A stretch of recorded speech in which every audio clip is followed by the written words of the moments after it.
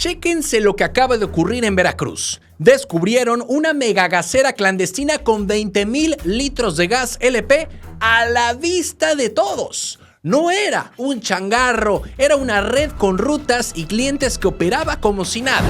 Y en otras noticias, el PRI anda de rogón en Veracruz. Le suplica al PAN y a Movimiento Ciudadano pues armar un bloque contra Morena porque solos no dan una. Y este mega operativo está impresionante. Cayeron 43 delincuentes en todo el estado con droga, armas y hasta máquina tragamonedas. Pero el problema es profundo, porque hay menores reclutados y casas de seguridad por todos lados. No es un caso aislado, es una red instalada. Quédate, porque aquí no nos guardamos nada. Soy Rodrigo Croza y esto es el Noti Express. Arrancamos. Huachigás clandestino.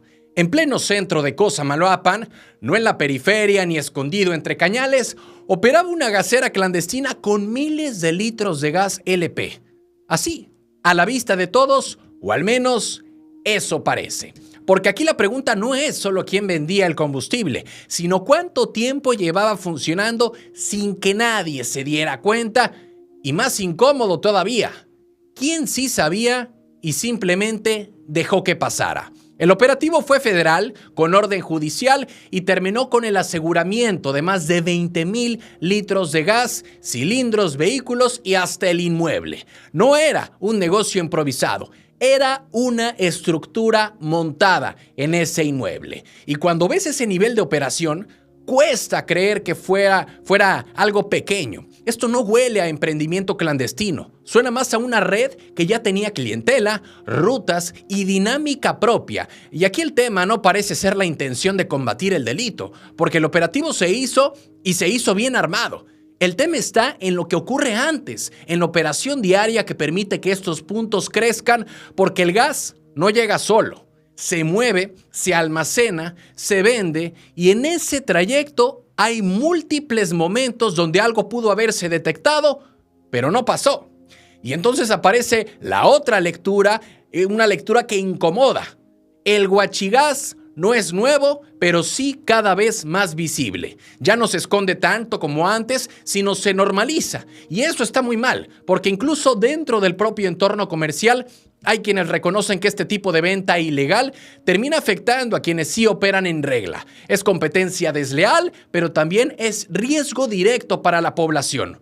Un solo detenido por ahora y un aseguramiento que llama la atención por el volumen, pero también por la ubicación. Porque si esto estaba en el centro, la duda queda flotando. ¿Cuántos puntos más están operando igual, pero todavía sin cateo? ¿Y qué tan profundo está metido este mercado en la vida cotidiana? Porque aquí no se trata solo de un decomiso exitoso. Se trata de entender por qué estos negocios logran crecer tanto antes de que alguien toque la puerta. ¿Cansados de las mismas noticias de siempre? ¿Con los mismos de siempre? Aquí lo contamos sin rollos, directo y diferente. Dale click a la campanita, suscríbete y entérate de lo que de verdad está pasando en Veracruz. Noticias locales. PRI Veracruz suplica alianza. En Veracruz ya empezó el jaloneo político antes de que arranque formalmente la contienda y ahora el PRI está tocando la puerta del PAN y de Movimiento Ciudadano para armar un bloque contra Morena. Pero por eso es la invitación a ellos, que no actúen con egoísmo, que no piensen únicamente en su partido, que piensen en los veracruzanos. Desde el Comité Estatal está abierta la invitación.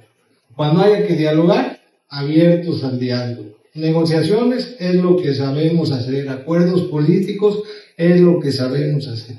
Y no es menor. Es un llamado directo a una alianza opositora en un escenario donde, aunque hay inconformidad, también hay fragmentación. Y ahí es donde empieza el ruido. ¿Es estrategia o es necesidad? Porque cuando un partido que viene de quedar en cuarto lugar propone ir juntos, la pregunta no es solo con quién, sino desde qué oposición.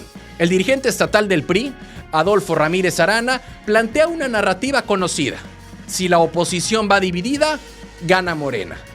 Nada nuevo en el discurso, pero sí en el momento en que se lanza, porque el tema aquí no parece ser la intención, sino la viabilidad. Movimiento Ciudadano viene creciendo y el PAN, aunque golpeado, todavía tiene estructura. El PRI, en cambio, pues carga con números más modestos. Entonces, la duda flota sola. ¿Quién encabeza una eventual alianza y bajo qué condiciones? Porque los datos recientes pesan. En la última elección municipal, el PRI apenas alcanzó una fracción del voto, mientras Movimiento Ciudadano se colocó como segunda fuerza y el PAN también quedó por encima. Y ahí es donde la política se vuelve práctica, porque una cosa es el discurso de "vamos juntos por Veracruz", pero otra muy distinta es sentarse a repartir candidaturas, territorio y control político. Y en esas mesas es donde suele romperse las alianzas antes de nacer. Desde Movimiento Ciudadano, el silencio también dice cosas, porque han construido su narrativa precisamente alejándose de las alianzas tradicionales, a pesar de sí haberlas hecho en años anteriores. Sumarse a esta alianza pues implicaría contradecir ese discurso. No es solo una decisión electoral, es una definición de identidad política. Y en el PAN, aunque la idea no es ajena, tampoco es automática.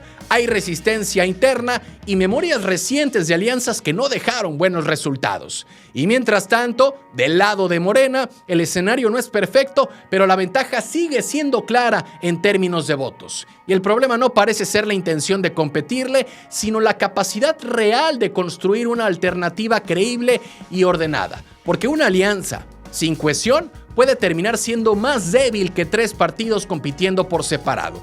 Y aquí la historia apenas empieza. El PRI ya puso la propuesta sobre la mesa, pero lo interesante no es quién dice que sí, sino quién está dispuesto a ceder. Porque en política, las alianzas no se construyen con discursos, se construyen con renuncias. Noticias locales. Caen 43 en mega operativo de Veracruz. Sí, en Veracruz se reporta un operativo amplio. Varios municipios al mismo tiempo, decenas de detenidos, pero la pregunta no es cuántos fueron, sino qué tan profundo llega el problema.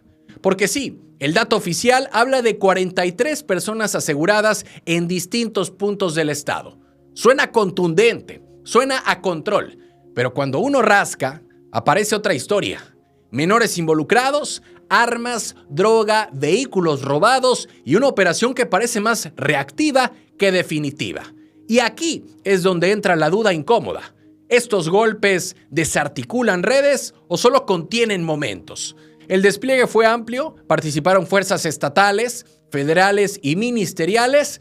Vemos coordinación, eso es evidente, pero el problema no parece ser la intención. El tema está en la operación sostenida, porque en los mismos reportes aparecen cateos, rescates de personas privadas de la libertad y aseguramientos de droga en diferentes regiones. No es un foco rojo, son muchos. Y cuando el mapa se llena de puntos, la lectura cambia. No es un caso aislado, es una dinámica instalada. Y hay otro ángulo que pesa, que es la diversificación del delito. No solo es droga, también hay robo de vehículos, armas, combustible y hasta máquinas tragamonedas aseguradas. Eso habla de economías paralelas funcionando al mismo tiempo, pequeñas, medianas, algunas más visibles que otras, pero todas conviviendo. Las ganas de contener pues pueden estar, pero la maquinaria institucional enfrenta algo más complejo. Redes que no dependen de un solo punto para operar. Y llama la atención algo más. Dentro de los propios operativos aparecen menores de edad detenidos. Ahí la discusión deja de ser únicamente de seguridad y se vuelve social. Porque ¿quién está reclutando? ¿Por qué están entrando? ¿Dónde se rompió la línea? Porque cuando el delito baja de edad, ya no es solo persecución, es prevención que no llegó a tiempo. También hay rescates de personas privadas de la libertad. Eso confirma que el problema sigue activo en ciertas zonas y aunque los aseguramientos son relevantes, drogas, armas, vehículos, la constante es la repetición del patrón en diferentes municipios. Desde dentro del propio análisis operativo, esto no se trata solo de detener, se trata de romper ciclos y eso es lo más difícil. Al final, el reporte muestra movimiento, hay acción, hay resultados, pero también deja ver algo más de fondo. Un estado donde el delito no está concentrado, sino disperso. Y cuando todo pasa en muchos lados al mismo tiempo, la pregunta ya no es cuántos detuvieron, sino cuántos faltan por desarmar. Noticias locales. Nale regresa el fútbol al Pirata Fuente. En Veracruz vuelve a asomarse el fútbol profesional, pero no como recuerdo, sino como intento. A quien tiene el Luis Pirata Fuente una concesión o un permiso, no sé cómo se llama en fútbol, para un equipo que se llama Pirata, entonces de esta Liga Expansión. Qué bueno porque hay que promover el deporte. La gobernadora Rocío Nale confirma que existe la posibilidad de que llegue un nuevo equipo, Piratas de Veracruz, con aval para jugar en la Liga de Expansión. Suena bien, emociona, pero también abre una pregunta incómoda. Esta vez, ¿si hay proyecto sólido o estamos otra vez ante un anuncio que ilusiona más de lo que garantiza? Porque en este estado el fútbol no se celebra, también se ha caído varias veces. Lo que hay hasta ahora pues es un documento, una autorización de la Federación Mexicana de Fútbol para que un particular opere una franquicia con ese nombre. Y el tema no parece ser la intención, sino todo lo que viene después: estadio, operación, financiamiento, afición y sobre todo permanencia.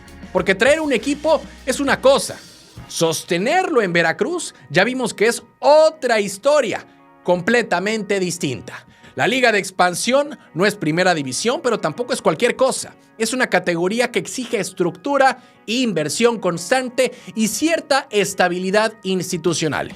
Y ahí es donde Veracruz carga antecedentes complicados. Equipos que llegan, cambian de nombre, desaparecen o se mudan. Entonces el ruido no está en el anuncio, está en la memoria reciente del fútbol veracruzano.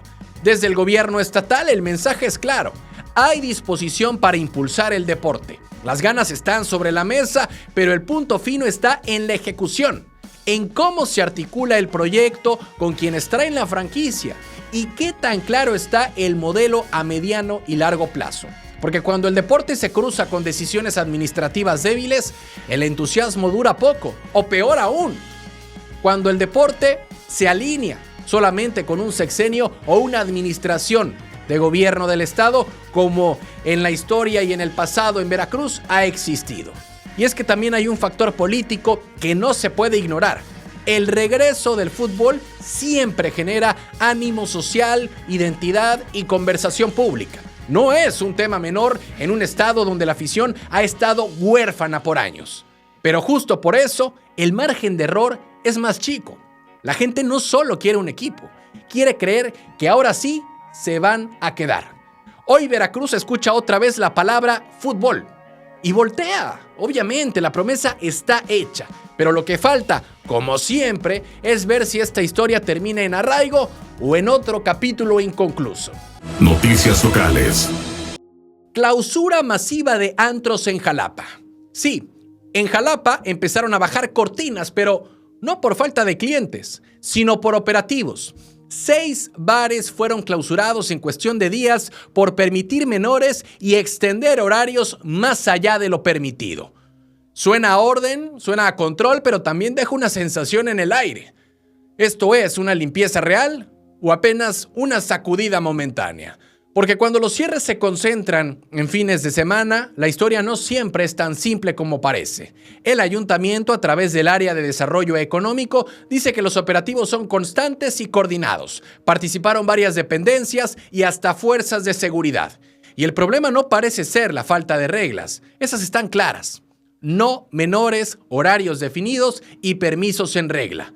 El tema está en la operación diaria, en cómo, si las inspecciones son permanentes, estos bares lograron funcionar así hasta ahora. Permitir menores en bares no es un detalle menor, es una falta seria, igual que operar hasta la madrugada sin autorización. Pero aquí aparece otra lectura.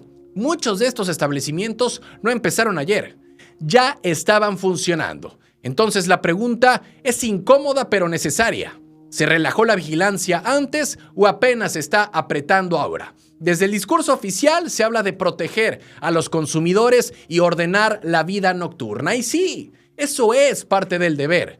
Pero en la práctica, los operativos también suelen generar tensiones. Empresarios que se quejan, vecinos que presionan, autoridades que reaccionan. Y es que regular la noche en Jalapa nunca ha sido un tema sencillo. Es equilibrio entre economía, seguridad y tolerancia social. Además, hay un punto fino. Los permisos pasan por cabildo y requieren aval vecinal. Es decir, no son negocios improvisados. Y eso abre otra capa del problema. Porque si tenían permisos, ¿en qué momento se desalinearon de las reglas? O más directo, ¿quién dejó de supervisar lo que ya estaba autorizado? Hoy hay 6 bares menos operando, al menos por ahora. Y la señal es clara. Se están revisando las reglas.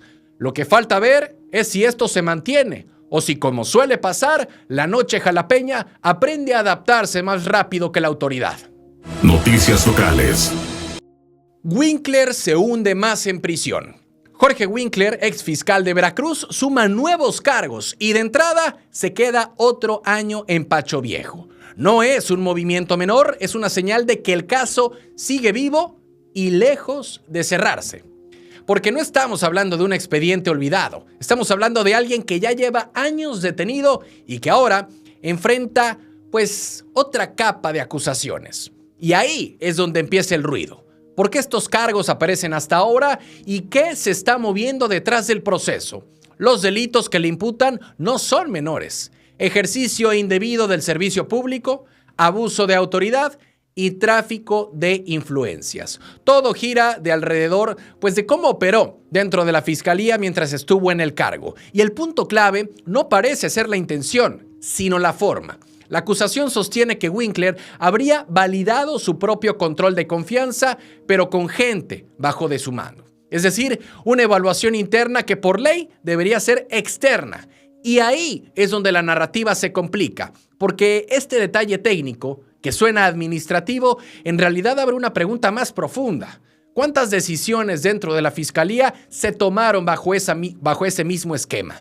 Porque no solo es el examen, es lo que representa. Un modelo donde el control se queda dentro del mismo círculo y eso, en un sistema de justicia, pesa. No por el escándalo, sino por lo que normaliza. Además, hay un elemento que incomoda. Durante años, este tema no se movió. No hubo prisa, no hubo proceso visible por este punto en específico y ahora aparece. Desde dentro del propio ámbito jurídico se comenta que, más que un giro inesperado, esto parece una extensión del conflicto original, como si el expediente se siguiera armando sobre la marcha y mientras tanto, Winkler sigue en prisión preventiva. Un año más y con otra audiencia pendiente que definirá si estos nuevos cargos avanzan o no. Pero más allá del resultado legal, lo que queda sobre la mesa es otra cosa. La forma en que se construyen y reconstruyen los casos en Veracruz. Porque no solo quién cae, sino cómo y cuándo se le sigue sumando piezas. Porque aquí la historia no es solamente la de un exfiscal. Es de un sistema que sigue ajustando cuentas, incluso años después de que todo ya parecía definido. Noticias locales. Rapiña por azúcar en Paso del Macho. En Paso del Macho, un camión volcado no solo detuvo el tráfico, activó algo más conocido de lo que se quiere admitir: la rapiña. Toneladas de azúcar terminaron en manos de decenas de pobladores que llegaron antes que cualquier control real. No hubo heridos, dicen, pero la escena vuelve a dejar una pregunta incómoda. ¿Esto es oportunismo o reflejo de algo más profundo? Porque cuando la gente corre hacia un accidente, no siempre es por ayudar.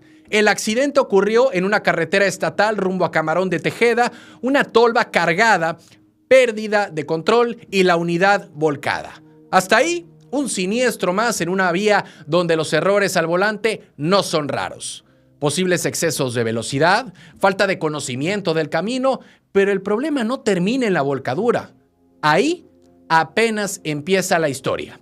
Minutos después, llegan los pobladores, no como espectadores, sino como recolectores. Costales, bolsas, lo que haya. La policía municipal llegó, sí, pero fue rebasada, literal. No por violencia directa, sino por cantidad. Y eso dice mucho, porque no es la primera vez que pasa, ni en esta zona ni en el estado. Aquí hay una normalización que incomoda. La rapiña ya no sorprende, casi se espera. Se vuelve parte del guión, accidente, gente, saqueo y autoridad superada. Y el tema no parece ser solo la falta de vigilancia en el momento. Es una dinámica social que se repite cada vez que hay carga expuesta.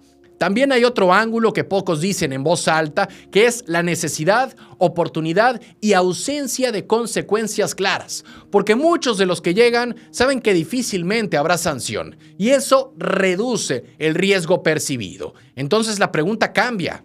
¿Qué tanto es falta de control y qué tanto es costumbre? El camión ya no está en la carretera, el azúcar tampoco, pero lo que sí queda es la escena repetida y esa sensación de que cuando vuelva a pasar, probablemente volverá a ser igual.